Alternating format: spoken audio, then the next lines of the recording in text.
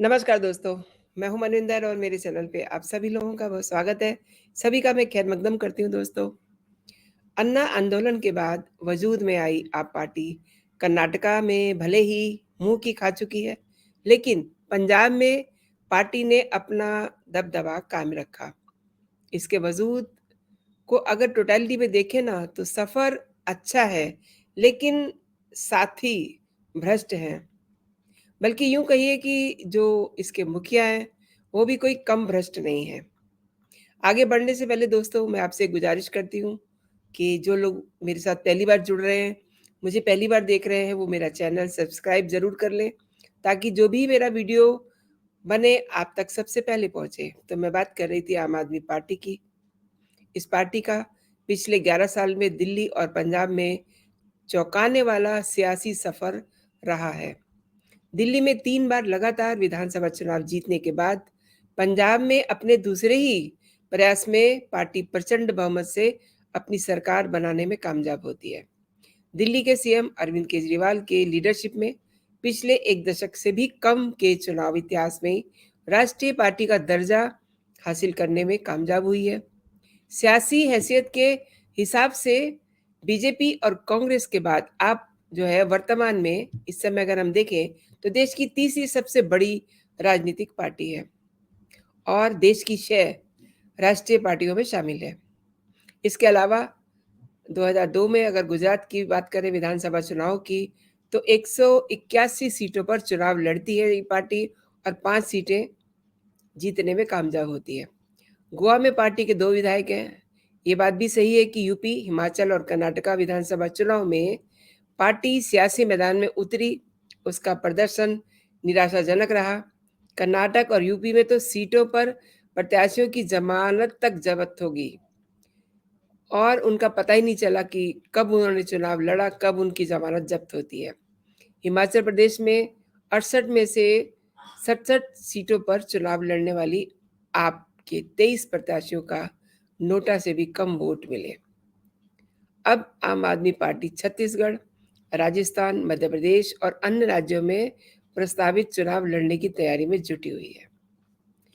अपने दम पर शानदार सियासी प्रदर्शन की वजह से आम आदमी पार्टी वर्तमान में देश में एक प्रासंगिक पार्टी बन चुकी है। हालांकि 11 साल के इतिहास में पार्टी ने अपने कई अहम दोस्तों को खोया है और सबसे बड़ी विडंबना ये है कि आज केजरीवाल की पार्टी और उनकी सरकार के कामकाज के तरीके से खुद अन्ना भी नाराज हैं। अन्ना वो शख्स हैं जिनकी वजह से ये पार्टी वजूद में आती है। अरविंद केजरीवाल के जो स्टाइल है वर्किंग स्टाइल है, उसकी वजह से प्रशांत भूषण, योगेंद्र यादव, प्रोफेसर आनंद कुमार, आशुतोष कुमार, विश्वास, कपिल मिश्रा, आशीष खेतान, अजीत झा सहित कई अहम नेता पार्टी छोड़ चुके हैं।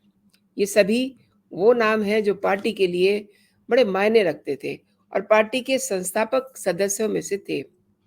इन नेताओं के अलग होने से पार्टी की छवि भी काफ़ी खराब हुई है। यूँ कहिए कि पार्टी के वजूद को एक बड़ा डेंट लगा है। इसके बावजूद पार्टी के सियासी कद और छवि की चर्चा हमेशा बनी रहती है। ये चर्चा कई लेवल पे होती है। इसमें पहला तो ये कि आपकी विचारधारा क्या है? पार्टी की अभी एक स्थायी छवि जिसे कहते हैं ना, वो नहीं बना पाई है। पार्टी का अपना सियासी प्रदर्शन आगे बनाए रख पाना भी अ, फिलहाल इसके बारे में कुछ कहा नहीं जा सकता।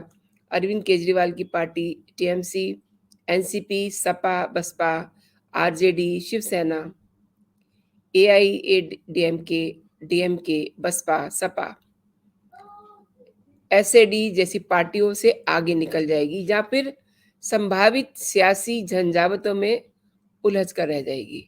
आपके सामने सबसे बड़ा चैलेंज ये है कि वो बीजेपी और कांग्रेस के सामने टिक पाती है या नहीं। एक और चुनौती है आप पार्टी के सामने, इसके नेता और मंत्रियों के नाम भ्रष्ट नेताओं में शुमार हो चुके हैं। आपके 2 कद्दावर मंत्री सीएम केजरीवाल के अहम सहयोगी मनीष सिसोदिया और सत्येंद्र जैन तिहाड़ जेल में बंद हैं। पंजाब के सीएम भगवंत मान ने अपने पूर्व स्वास्थ्य मंत्री को सरकार गठन के कुछ ही दिनों के बाद भ्रष्टाचार के आरोप में कैबिनेट से बाहर का रास्ता दिखा दिया था। पंजाब सरकार के एक और मंत्री पर गंभीर आरोप लगे हैं। ये आरोप आपके जड़ को हिलाने वाले हैं।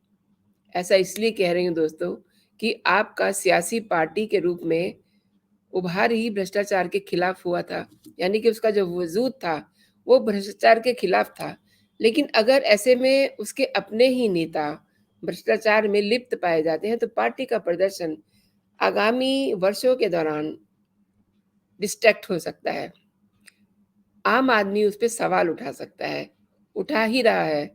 हालांकि आम आदमी पार्टी के वजूद को लेकर के अभी कुछ भी कहना जल्दबाजी होगा। इसके बावजूद अगर आप भारतीय राजनीति में केंद्रीय विषय में जो मेन इस समय विषय है वो बनाने में सफल होती है तो उसे उपलब्धि के तौर पे ही लिया जा सकता है।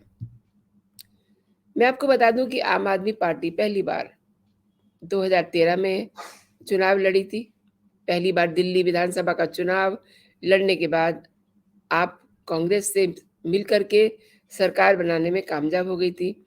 हालांकि गठबंधन सरकार केवल 49 दिन ही चल पाई थी और इसके बाद 2015 में दूसरी बार दिल्ली विधानसभा चुनाव लड़ी और प्रचंड बहुमत से अपने दम पर सरकार बनाने में कामयाब होती है। तीसरी बार 2020 में दिल्ली में प्रचंड बहुमत से आम आदमी पार्टी अपनी सरकार बनाने में कामयाब हुई और दिसंबर 2022 में आपने दिल्ली नगर निगम पर काबिज बीजेपी को निगम की सत्ता से बेदखल करने में कामयाबी हासिल की। वर्तमान में अगर हम देखें तो दिल्ली में डबल इंजन की सरकार है। हालांकि दिल्ली से एक भी लोकसभा सांसद आपके नहीं है।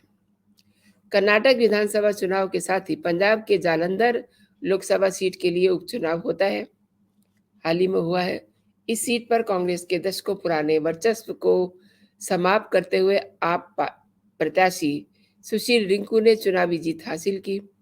इससे ये भी साफ हो गया कि पंजाब में अपनी सरकार बनाने के बाद भी आपकी लोकप्रियता पहले की तरह बरकरार है। जालंधर लोकसभा उपचुनाव का वोट शेयर 2019 के लोकसभा चुनाव के 2.5% से बढ़कर के 34.05% तक पहुंच गया है। आपके सुशील रिंकू ने अपनी निकटतम प्रतिद्वंदी कांग्रेस की करमजीत कौर चौधरी को करीब करीब 60,000 मतों के अंतर से हराया। पंजाब चुनाव आयोग की रिपोर्ट के मुताबिक विधानसभा चुनाव में आपको 78.6% वोट मिले थे। 117 में से 92 सीटों पर पार्टी को जीत मिली थी और साल 2017 में विधानसभा की तुलना में 72 सीटें ज्यादा मिली। यानी कि उसे विधानसभा चुनाव में 2017 में अगर देखा जाए तो केवल 20 सीटों पर ही उसको जीत मिली थी। कर्नाटक में सभी प्रत्याशियों की जमानत जब्त हो चुकी है, जो मौजूदा हाल है। कर्नाटक विधानसभा की कुल 224 सीटों में से 209 सीटों पर आम आदमी पार्टी ने अपने उम्मीदवारों को चुनाव मैदान में उतारा था। लेकिन अब अगर नतीजों पे नजर डालें तो पार्टी को बड़ा झटका लगा है। चुनाव आयोग से जारी डेटा के अनुसार आम आदमी पार्टी को राज्य में नोटा से भी कम वोट मिले हैं। चुनाव आयोग के डेटा के अनुसार नोटा को 0.69% वोट मिले थे, वहीं आप को महज 0.59% वोट मिले हैं। जबकि कर्नाटका में पार्टी प्रत्याशियों की जीत सुनिश्चित करने के लिए अरविंद केजरीवाल ने दिल्ली मॉडल की तरह वहां के लोगों से फ्री बिजली, लोन माफ, फ्री पानी जैसे वादे किए थे। इसके बावजूद आपको करारी हार का सामना करना पड़ा। कर्नाटक की जनता ने आम आदमी पार्टी को पूरी तरह से खारिज कर दिया और चुनाव आयोग के मुताबिक आपको 1% से भी कम वोट मिले हैं, यानी कि पार्टी को महज 2.25 लाख वोट मिले हैं। इसी के साथ आम आदमी पार्टी के सभी उम्मीदवारों की जमानत जब्त हो गई। अब बात करते हैं यूपी के निकाय चुनाव की तो उत्तर प्रदेश में आम आदमी पार्टी के लोकसभा चुनाव 2014 और 19 में कोई सफलता नहीं मिली थी। यूपी विधानसभा चुनाव 2022 में भी आपको सभी सीटों पे निराशा हाथ लगी थी और प्रत्याशियों की जमानत जब्त हुई। लेकिन ताज़ा यूपी निकाय चुनाव के जो रिजल्ट अब सामने आ रहे हैं, उसमें कुछ उम्मीद की किरण दिखाई दे रही है। इसलिए नहीं कि पार्टी का प्रदर्शन अच्छा रहा, बल्कि इसलिए कि पार्टी यूपी में चुनावी जीत का खाता खोलने में कामयाब हुई है। यूपी मेयर में आपकी उपलब्धि शून्य है, लेकिन 8 नगर निगम पार्षद, 3 नगर पालिका परिषद अध्यक्ष और 30 नगर पालिका परिषद सदस्य, 6 नगर पंचायत अध्यक्ष, 61 प्रत्याशी पंचायत सदस्य बनने में सफल हुए हैं। निकाय चुनाव में अभी तक आपके कुल 108 प्रत्याशी जीत हासिल करने में कामयाब हुए हैं। तो अगर मैंने शुरुआत में आपसे कहा था कि टोटलिटी की बात करें, तो हर पहलू गुडी-गुडी लगता है, लेकिन जो ये सफ़र है पार्टी का, इसमें जो इनके भ्रष्ट साथी हैं और अब बहुत सारी बातें पार्टी के मुखिया यानी कि केजरीवाल पर भी सवाल उठ रहे हैं। वो चाहे सीबीआई के हों, चाहे ईडी के हों, चाहे फिर शराब नीति के हों या फिर और कई सारे मुद्दे जो आए दिन उठ रहे हैं, उन सब को लेकर के अगर हम टोटलिटी में देखें, तो पार्टी में जो उसके साथी सहयोगी हैं, भ्रष्टाचार की सूची में उनके नामों की सूची बढ़ती जा रही है। ऐसा मैं इसलिए कह रही हूँ कि अन्ना आंदोलन से उपजी आप पार्टी का एकमात्र एजेंडा था कि वो भ्रष्टाचार को देश से पूरी तरह से खत्म करेगी। लेकिन आज अगर देखते हैं, तो 2 तो इनके मंत्री हैं जो इस समय तिहाड़ जेल में बंद हैं और केजरीवाल भी कम भ्रष्ट नहीं दिखाई दे रहे हैं। तमाम सारे आरोप हैं उन पे और पूछताछ उनसे सीबीआई कर चुकी है। तो ऐसे में जो इनका सियासी सफ़र है, वो कम चौंकाने वाला नहीं है और अब कर्नाटका के चुनाव में तो काफ़ी मुँह की खाई है। हालाँकि एक लाइन में अगर ये कहूँ कि तो यूपी में कुछ कुछ अच्छा प्रदर्शन करने की ओर आप पार्टी दिखाई दे रही है। तो दोस्तों आज के लिए इतना ही। ये वीडियो आपको कैसा लगा मुझे ज़रूर बताइएगा और इस वीडियो के बारे में जो भी आप कमेंट करना चाहें, मेरे कमेंट सेक्शन में ज़रूर कीजिएगा। वीडियो को लाइक कीजिए और अपने दोस्तों में शेयर कीजिए। अपना और अपनों का ख्याल रखिए। जय हिंद, जय भारत।